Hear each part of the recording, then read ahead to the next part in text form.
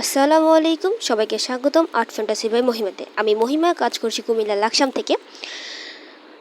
আমার হাতে যে পাঞ্জাবিটা দেখতেছেন, এটা একটা কাফুল সেটের সাথে পাঞ্জাবি। আজকে শেয়ার করব কালো পাঞ্জাবিতে কালো কাপড়ে রং করার সহজ টেকনিক এবং কিছু কথা। সবাই আমার চ্যানেলটাকে লাইক, কমেন্ট, শেয়ার এবং কি সাবস্ক্রাইব করতে ভুলবেন না। ধন্যবাদ। এই যে পাঞ্জাবিটা, এটা একটা শাড়ির সাথেই করা।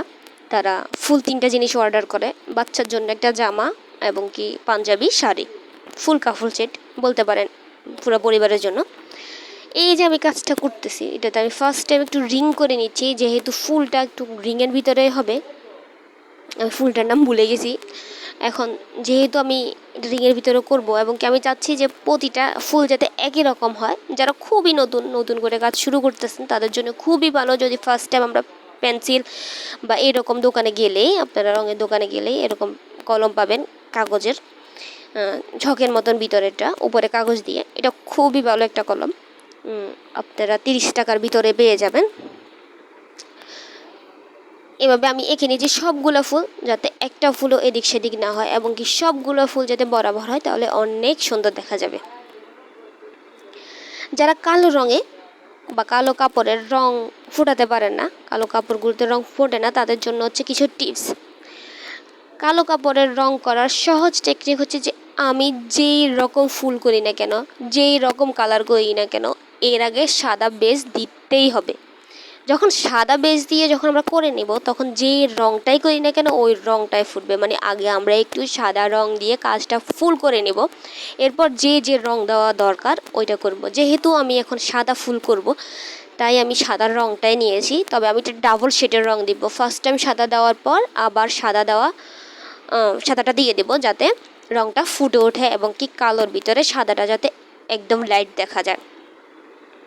আমি যে রঙটা ইউজ করতেছি, এটা হচ্ছে ফুল রেডি রং, যেটাতে আমি কোনো পরিমাণ কেমিক্যাল আমি নিজে মিক্স করতে হয় নাই। ফুল রেডি রঙটাই আমি নিয়েছি আমার সুবিধার্থে। আমি সবসময় রেডি রং ইউজ করি, কেমিক্যালের বিষয়টা আমার জন্য খুবই কঠিন লাগে। তাই কেমিক্যালের যদি কথা বলি, আমি সামনে কিছু কেমিক্যালের জন্য ভিডিও দিব। তবে যারা নতুন কাজ করতেছেন, আমার সমস্ত ভিডিও হচ্ছে তাদের জন্য। যারা নতুন হ্যান্ড পেন্টের কাজ শুরু করতেছেন, শুধু তাদের জন্য।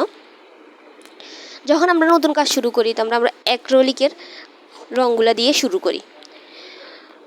অ্যাক্রিলিকের রঙগুলো তো খুব ছোট ছোট কৌটো, তাই আমাদের ফোসে না, বা একটা কাপড় করার জন্য এতগুলো রঙ থাকে না একটা কোট মানে একটা বক্সে। তাই আমরা অ্যাক্রিলিকের কালারটা বাদ দিয়ে আমরা ফুল রেডি রঙটা যেটা পাই ওইটাই নিই।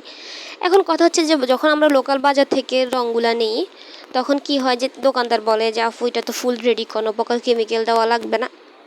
আমার মতে আমি ঠকেছি।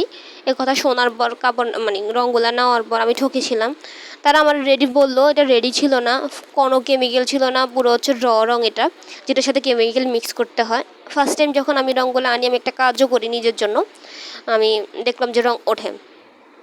যদি রং ওঠে তাহলে কাস্টমারদেরকে দেওয়ার পর তো খুবই রিস্ক হয়ে যায়, দেওয়া যায় না, যেহেতু নিজের মান সম্মানের ব্যাপার আছে এবং কি নিজের ফেজেরও মান সম্মানের ব্যাপার আছে।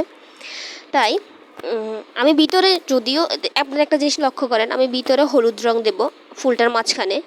তবে আমি আগে সাদা রঙের বেসটা দিয়ে দিচ্ছি, যাতে হলুদ রঙটা অনেকটা ফোটে। তার জন্য আপনারা যে রঙই করেন না কেন, কালোতে আগে সাদা বেসটা দিয়ে দিবেন, তাহলে রঙগুলো ফুটতে অনেক সুন্দর হবে এবং ফুটবেও মাশাল্লাহ। আমার অভিজ্ঞতা থেকে বলতেছি, আমাকে দিতে হয়, এটা বাধ্যতামূলক। কালো কাপড়ের রং ফোটাতে হলে তাহলে আগে সাদা বেস দিতেই হবে। যদি রঙের কথাই বলি, এখন অ্যাক্রিলিকের কালারটা দিয়ে তো আর এত কাজ করা যায় না, তখন আমরা রেডি রং নেওয়ার চেষ্টা করি। দোকানদার বলবে যে আপু এটা ফুল রেডি রং, কোনো প্রকার কেমিক্যাল দেওয়া লাগবে না। এটা হচ্ছে আমার মতে এটা হচ্ছে ফুড একটা পাও কথা। আমি ঠকেছি, তাই আপনাদেরকে বলতেছি, আপনাদের যদি ভালো লাগে আপনারা নিতে পারেন। বেশিরভাগ চেষ্টা করবেন যে রং দেখে শুনে কেনার জন্য। এই যে দেখতেছেন, আমি সাদাটা বেস দেওয়ার পর আমি আবার ডাবলভাবে দিতেছি, যাতে সাদা রঙটা ভালোভাবে ফুটে ওঠে। এবং আর ভিতরে যে হলুদ রঙটা দিচ্ছি, এটা হচ্ছে অ্যাক্রিলিকের কালারের সানফ্লাওয়ার কিটের যে বক্সগুলো পাওয়া যায়, ওইটারই দিয়ে দিচ্ছি ভিতরে। আপনারা আমার কাজটা সম্পূর্ণ শেষ, দেখতেছেন যে কাজটা কত সুন্দর হয়েছে এবং কি সাদা রঙটা কত সুন্দর ফুটে উঠেছে মাশাআল্লাহ। চেষ্টা করবেন এভাবে রং করার জন্য। এতক্ষণ আমার পাশে থাকার জন্য ধন্যবাদ।